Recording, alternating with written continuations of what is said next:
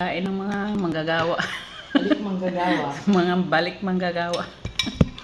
Tapos sa Pinas, fried chicken. Dito, itlog, sardinas. Pero okay lang yan, basta lutuin lang siya ulit. Kaya naman sa amin, hindi. Sardinas, buksan mo lang, kainin mo na. Ah? Hindi. Ako gusto ko yung sardinas may ano. May gulay o kaya igisa siya. May ganang itlog. Mas maganda rin kasi maluto siya. Pero maganda rin yun yung ganun na klaseng tinalakan namin na ano, share. Di ba marami kami, may 11 kami.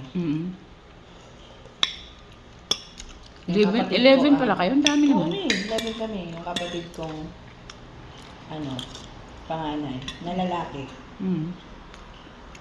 Pag nagbubusak. Tapos di ba dati wala namang gas?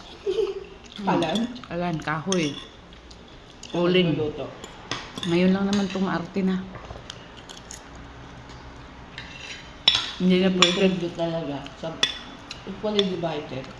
Ang isa sardinas? Hindi, yung, kunyari kung sardinas ang ulam mo, dalawa lang yun na ulam, dalawang pirasong sardinas lang. Equally divided na sa inyo lahat. Dudurugin nila yun. Di ba may tabas sa yung sardinas, dudurugin nila yun. Tapos kasi marami Hindi dyan. na. Ganun na. Spoon mo na yung isa, tilis mo. Bawa naman tayo, no? Pero okay lang yun kasi sana tayo sa... At least dito sa may ibang bansa. Walang ano. At least dito sa ibang bansa. Tapos pag itlog, scramble. May pera o wala. Diba? Di sanay tayo mag ano. Scramble na egg ulit, hatiin yan. Pero parehas din dapat yung ano. Parang pizza yung style.